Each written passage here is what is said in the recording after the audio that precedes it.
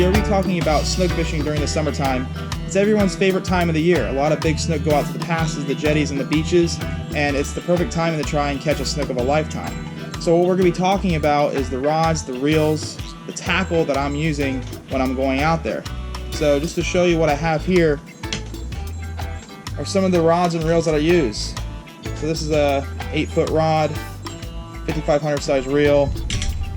And we're going to turn the GoPro around here in a second, and we're going to get a really good look at what I have here.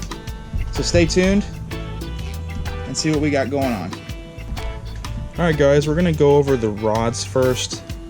These two right here are customs I built for myself. They are 8-foot 1540s, which is perfect for throwing flare hawks and swim baits. You're going to want to go with an 8-foot to an 8.3 or even an 8.6. You're going to be wanting to do that so you can get a really long cast with these baits. You want to cover a lot of water, and that 8-foot class rod's going to be perfect for that.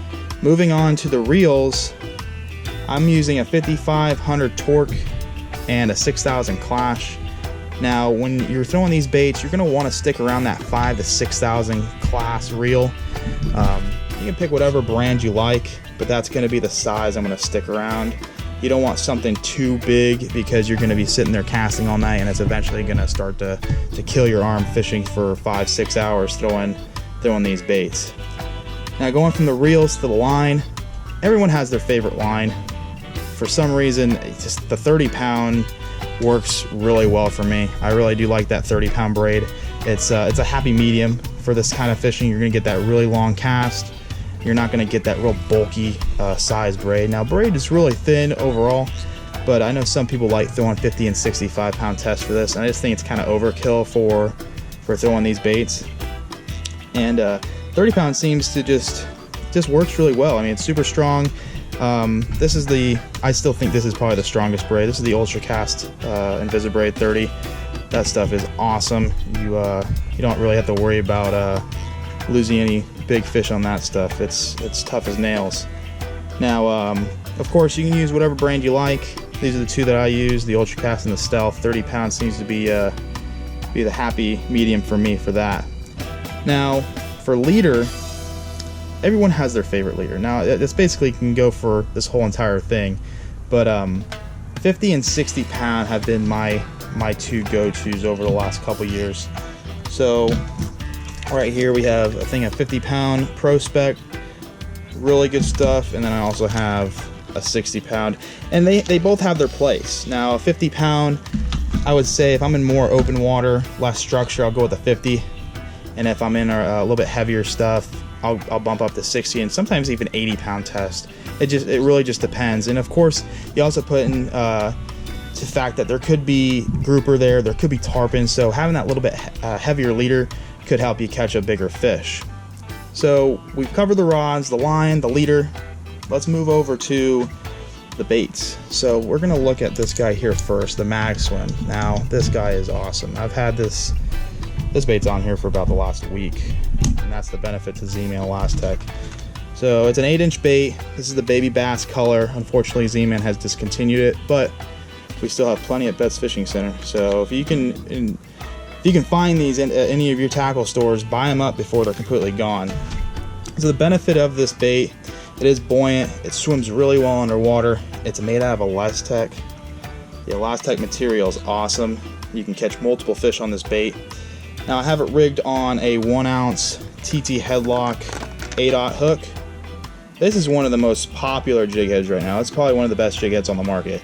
Works really well, super strong mustad hook, and you can pin grouper with this bait, tarpon, snook, and this color is just awesome too. It looks just like a ladyfish, and when I'm fishing with this, I like an outgoing tide. That's my favorite. And you can throw this with the tide or even against it. And sometimes when you're reeling this against the tide, you can really feel this thing wobbling in the water, and the hit is ridiculous. And when you're casting it out, I'll cast this bait out, it'll hit the bottom, and I'll just swim it really slowly. So you'll feel this bump in the bottom, and when you do hit the bottom, say you hit a rock, I bounce this off, and usually when I bounce it off that rock, a fish will come up and hit it. It's real similar to bass fishing. When you're throwing, say, a chatterbait or a spinnerbait in some grass, and you go to rip that bait out of there, that's when the fish hits. A reaction strike, and with this thing, it is awesome. The one thing I do recommend though is after you fish with it for a couple hours, or you say you catch a few fish, sometimes that'll slide down. Grab yourself a thing of super glue, hit this weight here with a little bit, and this little piece of the hook, and just push that on there, and it'll seal itself, and you can go and you can catch 15 more fish on this bait. Really great bait, and it lasts forever. So we're gonna move this rod out of the way so we can get a little bit closer look at the other one.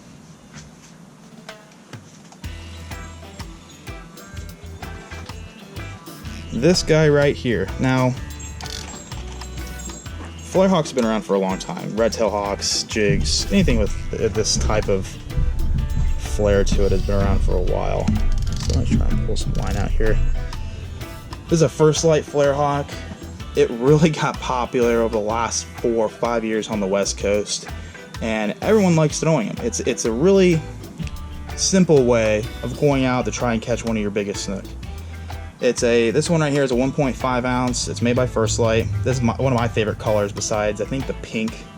I go back and forth. Pink and chartreuse blue are my two go-to colors.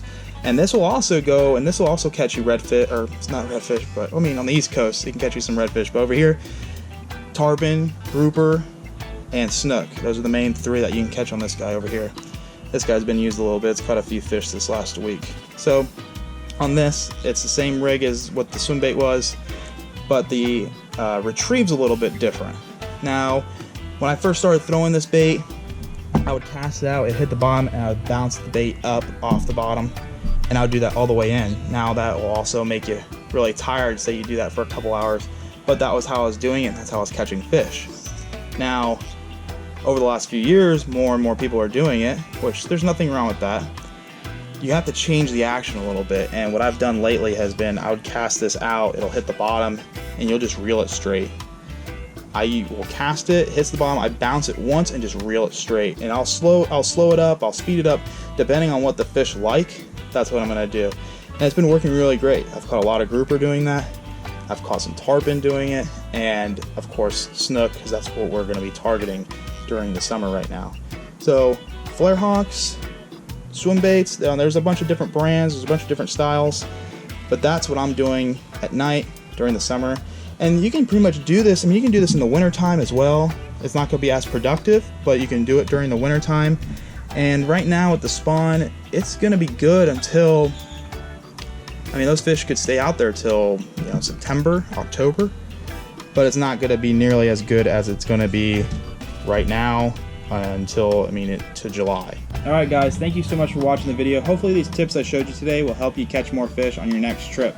Don't forget, it is spawning season. If you do catch one, make sure you just take a quick photo, quick measurement, and let that fish go. You don't want to keep them out of the water too long, getting 1,000 pictures. It's going to create more stress, and we don't want to do that to these fish. We want to get a quick photo, quick measurement if you want, and let it go. These are our breeder fish. This is what's going to be our future, so take care of them the best we can. Also, a lot of guys like using the large lip plugs. If you plan to do that, take the treble hooks off, put some single inline J hooks. That'll help reduce getting gut hook fish or hooking the fish in the gills. So you might miss a few fish on that, but if you do hook one, it's going to be a good solid hook set. So hopefully these tips help. Please subscribe and like the video, and good luck out there, guys. Thank you again.